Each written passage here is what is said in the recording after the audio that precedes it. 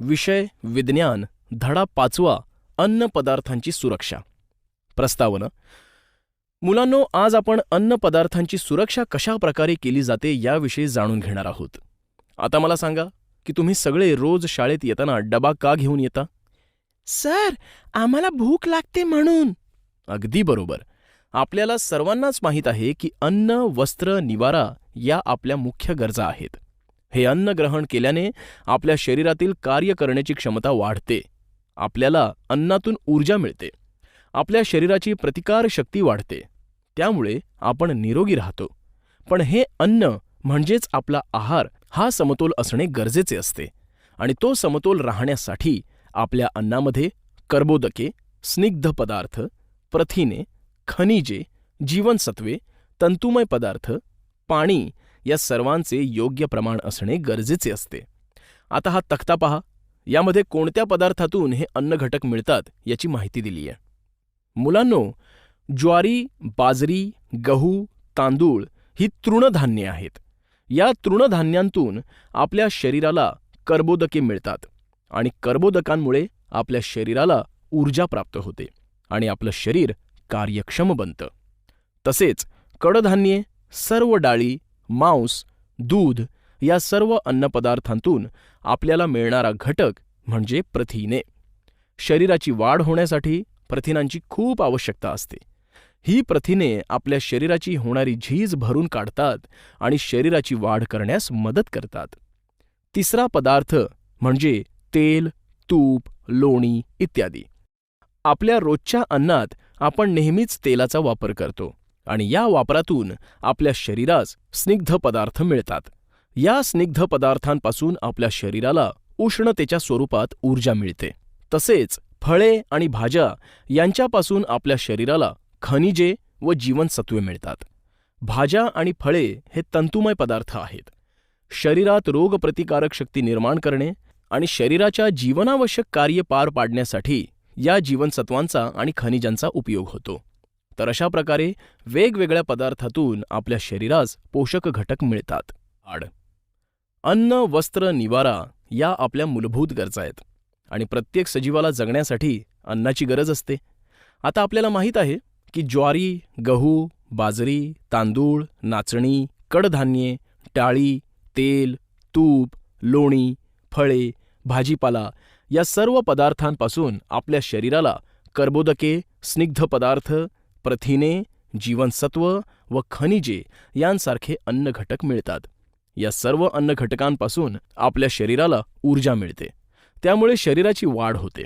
तसेच शरीराची झीज भरून रोगप्रतिकारक शक्ती वाढते. आपल्या शरीराच्या योग्य वाढीसाठी हे सर्व घटक आवश्यक असतात. पण जर का हे अन्न घटक ज्या पदार्थांतून मिळतात ते पदार्थच खराब झाले तर काय होईल? पहा, ही काही चित्रे दिली आहेत. त्यांचे तुम्ही नीट निरीक्षण करा आणि सांगा पाहू, या चित्रात काय दिसतंय? सर, या चित्रामध्ये उंदीर धान्याच्या गोणीतील धान्य खातोय. बरोबर. उंदरांनी असे करू नये म्हणून अन्नपदार्थ नेहमी नीट ठेवावेत. ते उंचावर किंवा अशा सुरक्षित जागी ठेवावे की जिथे उंदीर किंवा झुरळे फिरणार नाहीत आणि ते सुरक्षित राहतील याची सतत काळजी घेतली पाहिजे. मुलांनो, आता या दुसऱ्या चित्रात काय दिसते आहे ते सांगा बरं. सर, मुलगा रस्त्यावरील उघडे अन्नपदार्थ घेऊन ते खातोय. बरोबर आहे तुझं. उघड्यावरील अन्नावर अनेक माशा, धूळ बसते आणि हे अन्न आपण खाल्ले तर पोटाच्या तक्रारी सुरू होतात. अशा प्रकारचे अन्नपदार्थ बनविताना चांगल्या पाण्याचा वापर तसेच चांगल्या प्रकारच्या तेलाचा वापर होतो की नाही हे आपण पाहिले पाहिजे. नाहीतर त्याचे वाईट परिणाम आपल्या शरीरावर होतील. या तिसऱ्या चित्रात तुम्हाला काय दिसतंय ते सांगा. सर, एक माणूस भाजीवालीकडून भाजी विकत घेतोय, पण त्या भाजीवालीच्या शेजारी सगळा कचरा दिसतोय. म्हणजे ती अस्वच्छ जागेत बसलीये. अगदी बरोबर. म्हणूनच आपण भाजी खरेदी करताना ती स्वच्छ ठिकाणाहून विकत घ्यावी. शिवाय घरी गेल्यावर ती पाण्याने स्वच्छ धुवून घ्यावी आणि मगच तिचा अन्नासाठी वापर करावा. नाहीतर त्यावरील जीवजंतू आपल्या पोटात जातील. या शेवटच्या चित्रात काय दिसतंय ते सांगा बरं. सर, ओलसर जागी ठेवलेली धान्याची पोती दिसतायत. काही पोती फाटल्याने धान्य सांडलंय. बरोबर. अशा रीतीने धान्य ओलसर जागी ठेवले साठवण्याची साधने योग्य नसली की धान्य खराब होते. तर मुलांनो, आपण जे काही वनस्पतीजन्य आणि प्राणीजन्य अन्नपदार्थ खातो ते चांगल्या दर्जाचे असणं आवश्यक असतं. नाहीतर असे अन्न खाल्ले तर आपण रोगास बळी पडू आणि आपली प्रकृती बिघडेल. अन्नपदार्थांचा रंग, वास, पोत, दर्जा, चव यांमध्ये बदल होणे आणि त्यातील पोषक द्रव्यांचा नाश होणे म्हणजेच अन्न बिघाड होय. अन्न बिघाडास कारणीभूत घटक. मुलांनो, आपण जे अन्न खातो ते खराब असता कामा नये. ते स्वच्छ आणि चांगले असायला हवे. हे खराब अन्न कसे असते हे समजण्यासाठी तुम्ही एक कृती करा. एक ब्रेडचा तुकडा घ्या. त्या ब्रेडवर थोडे पाणी टाका. पाणी टाकलेला हा ब्रेड हवाबंद डब्यामध्ये किमान 8 दिवस ठेवा. नंतर हा डबा 8 दिवसांनी उघडून पहा. तुम्हाला दिसेल की त्या डब्यातून अतिशय घाणेरडा असा वास येतोय आणि त्या ब्रेडवर बुरशी जमा झालीये. म्हणजेच त्यावर काळे हिरवे असे काही पदार्थ जमा झाले आहेत. असा पदार्थ हा खराब झालेला पदार्थ असतो. असे पदार्थ खराब होतात कारण त्यातील पाण्यामुळे सूक्ष्मजीवांची वाढ वेगाने होते. काही वेळा फळे तसेच फळांच्या साली काळपट पडतात. काही पदार्थांना कडवट किंवा नकोसा वाटणारा घाणेरडा वास येतो. शेंगदाणे जुने झाले की ते खवट लागतात आणि त्यांचा वासही नकोसा वाटतो. पदार्थ हे निसर्गतः खराब नसतात. त्यांची योग्य साठवणूक केली नाही, त्यावरील प्रक्रिया योग्य रीतीने केल्या नाहीत की हे पदार्थ बिघडतात. जसे काही वेळेस आपण अन्न रुचकर लागावे म्हणून जास्त शिजवतो, त्यामुळे त्या पदार्थातील पोषक घटक कमी किंवा नाहीसे होतात. तसेच साठवणीचे पदार्थ जसे गहू, तांदूळ किंवा कांदे हे अयोग्य जागी ठेवल्यास खराब होतात. काही वेळा अन्नपदार्थ उघडे ठेवले की ते पदार्थ माशा, मुंग्या, झुरळ, उंदीर यांच्या संपर्कात येतात. त्यामुळेही अन्नपदार्थ खराब होतात. काही वेळा पदार्थ एका ठिकाणाहून दुसऱ्या ठिकाणी नेत असताना ते एकमेकांवर पडून दाबले जातात. कधी फुटतात तर कधी कुचतात आणि जर योग्य वेळेत असे पदार्थ बाहेर काढले नाहीत की त्यासोबत इतर पदार्थही खराब होतात. उदाहरणार्थ, आंब्याच्या पेटीतील एक आंबा खराब झाला असेल तर त्यासोबत हळूहळू इतरही आंबे खराब होऊ लागतात. आता मला सांगा, बाजारातून आणलेली फळे ही खाण्यास योग्य किंवा अयोग्य आहेत हे कशावरून आपण ठरवतो? सर, फळाला कीड लागलेली आहे की नाही ते आधी पाहतो. बरोबर. फळांचा रंग काळपट होणे, चव बदलणे, फळांचा आंबट वास येणे असे अनेक बदल या फळांमध्ये घडतात आणि मग आपल्याला समजते की ते फळ खाण्यासाठी अयोग्य आहे. अति पिकलेली फळे खाण्यास अयोग्य ठरतात. अयोग्य हाताळणी केल्यास, अयोग्य ठिकाणी साठवण केल्यास किंवा अयोग्य वाहतुकीमुळे शेतीमाल खराब होतो. दूध, मांस किंवा आम्ल पदार्थ, बऱ्याच वेळा अन्नपदार्थांचा धातूंशी संपर्क झाल्यास रासायनिक प्रक्रियेमुळेही ते बिघडतात. तर काही वेळा हवा, पाणी, जमीन यांमधील सूक्ष्म जीवांचा अन्नामध्ये प्रवेश होऊनही अन्न खराब होते आणि असे अन्न खाल्ल्यामुळे आपली प्रकृती बिघडू शकते. बाजारात मिळणाऱ्या प्रत्येक पॅकेट बंद वस्तूवर एक ठराविक तारीख दिलेली असते. या तारखेच्या आधी तो पदार्थ खाल्ल्यास शरीरास हानी होत नाही, पण जर त्या तारखेनंतर पदार्थ खाल्ल्यास आपल्याला विषबाधा होऊ शकते. अशा प्रकारे वेगवेगळ्या कारणाने अन्नपदार्थ बिघडतात आणि ते बिघडू नयेत म्हणून आपण काळजी घेतली पाहिजे. तुम्ही जेव्हा तुमच्या घरातील मंडळींसोबत किंवा मित्रमैत्रिणींसोबत बाहेर फिरायला जाता तेव्हा तुम्ही तुमच्या आवडीचे पदार्थ म्हणजे पावभाजी, पाणीपुरी, बर्गर, शेवपुरी असे पदार्थ खाता, पण ते अन्न खरंच स्वच्छ आणि चांगलं आहे का याचा आपण कधी विचार करत नाही.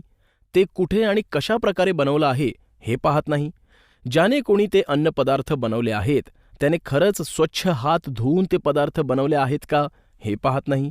तसेच हे पदार्थ बनवण्यासाठी जे पाणी वापरलं ते स्वच्छ होतं की नाही याची खात्री करून घेत नाही.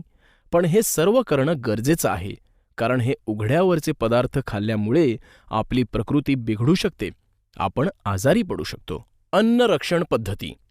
अन्नाचे रक्षण करण्यासाठी, त्याची काळजी घेण्यासाठी विविध पद्धती अस्तित्वात आहेत. त्यांचा आता आपण अभ्यास करणार आहोत. गोठणीकरण. तुम्ही कधी मच्छी मार्केटमध्ये गेला आहात का? त्या ठिकाणी तुम्ही पाहिलं असेल की मासे विकणारी माणसे ज्या पेटीमध्ये मच्छी आणतात त्या पेटीमध्ये बर्फ असतो. मासे लवकर खराब होऊ नयेत म्हणून ते त्या पेटीत बर्फ ठेवतात. कमी तापमानाला अन्नातील जैविक व रासायनिक प्रक्रियांचा वेग मंदावतो. त्यामुळे अन्नपदार्थ खूप काळ टिकू शकतात. यासाठीच आपण शीतकपाटाचा म्हणजेच फ्रीजचा वापर करतो. उन्हाळ्यामध्ये आपण बनविलेल्या भाज्या लवकर खराब होतात, पण हिवाळ्यामध्ये बनविलेल्या भाज्या लवकर खराब होत नाहीत, कारण त्यावेळेस वातावरण थोडे थंड असते. वायूंचा वापर. मुलांनो, कुरकुरे, लेज, वेफर्स आणि इतर खाद्यपदार्थ हवाबंद पिशव्यांमध्ये बंद करताना नायट्रोजन वायूचा उपयोग करून त्यातील कीटक आणि बुरशीच्या वाढीला आळा घालता येतो. धुरीकरण. काही वेळा अन्न संरक्षित राहण्यासाठी त्यावर धूर देऊन ते अन्न सुरक्षित केले जाते. या धुरामध्ये ॲल्युमिनियम फॉस्फाईडचा वापर केला जातो. कीटकनाशकांचा वापर. या पद्धतीत धान्य पोत्यामध्ये भरल्यानंतर शेतकरी मॅलेथिओनचा फवारा पोत्यांवर मारतात. किरणीयन. या पद्धतीत आयनीभवन करणाऱ्या किरणांचा मारा अन्नपदार्थांवर केला जातो. उदाहरणार्थ, उच्च ऊर्जायुक्त इलेक्ट्रॉन त्वरकांद्वारा म्हणजेच ॲक्सिलेटरद्वारा निर्मित क्षकिरण, किरणोत्सारी समस्थानिकांद्वारे उत्सर्जित गॅमा किरण इत्यादी. या प्रक्रियेमुळे सूक्ष्मजीव, बुरशी व कीटकांचा नाश होतो. फळांच्या पिकण्याचा कालावधी वाढल्यामुळे त्यांची हानी कमी होते. तसेच अंकुरणाची प्रक्रिया मंद झाल्यामुळे बटाटे, कांदे इत्यादी अन्नपदार्थ जास्त कालावधीसाठी टिकू शकतात. महाराष्ट्रातील लासल गावामध्ये कांद्यावर व बटाट्यावर आणि नवी मुंबई इथे मसाल्याच्या पदार्थांवर किरणीयन करतात. अशी संयंत्रे असलेली केंद्रे उभारण्यात आली आहेत. त्यामुळे कांदे, बटाटे हे लवकर अंकुरित न होता ते जास्त काळ टिकतात. परिरक्षकांचा वापर. अन्नरक्षण करण्याच्या नैसर्गिक परिरक्षक आणि रासायनिक परिरक्षक अशा 2 पद्धती आहेत. यातील नैसर्गिक परिरक्षक म्हणजे निसर्गतः सहज उपलब्ध असणारे पदार्थ. उदाहरणार्थ, मीठ, साखर, तेल यांचा वापर करणे इत्यादी. हे पदार्थ वापरून लोणची, मुरांबे, पेठा इत्यादी पदार्थ तयार करता येतात. रासायनिक परिरक्षकामध्ये प्रामुख्याने ॲसेटिक आम्ल म्हणजेच व्हिनेगर, सायट्रिक आम्ल, सोडियम बेन्झॉएट तसेच काही नायट्रेट व नायट्राइट क्षारांचा वापर करून सॉस, जेली, जाम, शिजवण्यास तयार भाज्या व अन्नाची तयार पाकिटे इत्यादी खूप कालावधीसाठी टिकवून ठेवता येतात. पाश्चरीकरण. पाश्चरीकरण पद्धतीने दूध किंवा तत्सम पदार्थ विशिष्ट तापमानापर्यंत, उदाहरणार्थ दूध 80 अंश सेल्सिअसला 15 मिनिटे तापवले जाते आणि नंतर ताबडतोब ते थंड केले जाते. यामुळे दुधातील सूक्ष्मजीवांचा नाश होऊन ते दीर्घकाळ टिकते. वाढलेल्या तापमानाचा वापर करून अन्नपदार्थांमध्ये सूक्ष्मजीवांची वाढ रोखून त्यांची गुणवत्ता टिकवून ठेवण्याची पद्धती जीवाणुशास्त्रज्ञ लुई पाश्चर यांनी विकसित केली. होऊ नये म्हणून घ्यायची काळजी. मुलांनो, आपण अन्नाची संख्यात्मक आणि गुणात्मक नासाडी कशी होते ते पाहिले. तर अशा प्रकारची अन्नाची नासाडी थांबवण्यासाठी आपण काही गोष्टी करणे गरजेचे आहे. जसे आवश्यक असेल तेवढेच अन्न ताटात वाढून घेतले पाहिजे. स्वयंपाक आवश्यक असेल तेवढाच करावा. आवश्यक तेवढेच अन्नधान्य, फळे, भाज्या यांची खरेदी केली पाहिजे. आपला अधिक खरेदीचा मोह टाळला पाहिजे. शिल्लक राहिलेले अन्न टाकून देऊ नये, तर त्याचा योग्य पद्धतीने पुन्हा वापर केला पाहिजे. ताटामध्ये घेतलेलं सर्व अन्न संपवलं पाहिजे. अन्नधान्य किंवा इतर पदार्थांची योग्य पद्धतीने साठवणूक केली पाहिजे. उदाहरणार्थ, फळे, भाज्या, दूध इत्यादी. हवाबंद डबे, बाटल्यांमधील पदार्थांची वापरण्याची अंतिम तारीख पाहून त्या तारखेपूर्वीच पदार्थ वापरले पाहिजेत. लग्न समारंभातील अक्षता म्हणून वापरल्या जाणाऱ्या तांदळाचा वापर टाळावा. त्याऐवजी फुले वापरावीत. अशा प्रकारे आपण अन्नाची नासाडी होऊ नये म्हणून काळजी घेऊ शकतो. मुलांनो, तुम्हाला हे माहीत असले पाहिजे की 16 ऑक्टोबर हा जागतिक अन्न सुरक्षा दिवस म्हणून सर्वत्र पाळला जातो. अन्न सुरक्षा करणे आणि अन्न नासाडी टाळणे यासाठी जनजागृती करणे हा या दिवसाचा उद्देश असतो. अन्न साठवण व सुरक्षा, फूड स्टोरेज अँड प्रिझर्वेशन. अन्न खराब होते म्हणजे नेमके काय होते? तर अन्नावर रोगजंतूची वाढ होते. असे अन्न खाणे आरोग्यास हानिकारक असते. तुम्हाला माहीत आहे की घरी आपण दूध आणले की लगेच ते दूध तापवतो, कारण दूध तापवले की त्यातील जंतूंचा नाश होतो आणि दूध खराब होत नाही. तसेच धान्य आणले की ते लगेच उन्हात वाळवून ठेवतो, कारण त्या धान्याला कीड लागू नये म्हणून. आपण जर गरम अन्न आपल्या जेवणाच्या डब्यात भरले की त्या अन्नातून वाफा बाहेर येतात आणि डब्यातील अन्न ओलसर होते. काही वेळा ते खराबही होते. म्हणून आपण डब्यात अन्न भरताना ते थंड करून मग भरतो. म्हणजेच वाळविणे, शिजविणे, सुकविणे, उकळणे, हवाबंद डब्यात ठेवणे या सर्व अन्नपदार्थ सुरक्षित साठविण्याच्या पद्धती आहेत. अशा पद्धतीमुळे अन्नपदार्थात होणारी सूक्ष्मजीवांची वाढ रोखली जाते आणि ते खराब होत नाही. अन्नरक्षण व परिरक्षण.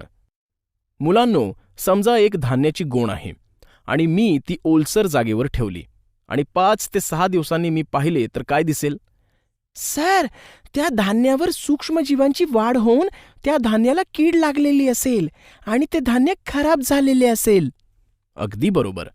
म्हणजेच वेगवेगळ्या कारणांनी अन्नातील सूक्ष्मजीवांची वाढ होऊन ते खराब होणे, त्यांना कीड लागणे आणि त्या सर्वांपासून अन्न सुरक्षित ठेवणे म्हणजेच अन्नरक्षण होय. अन्न परीक्षण.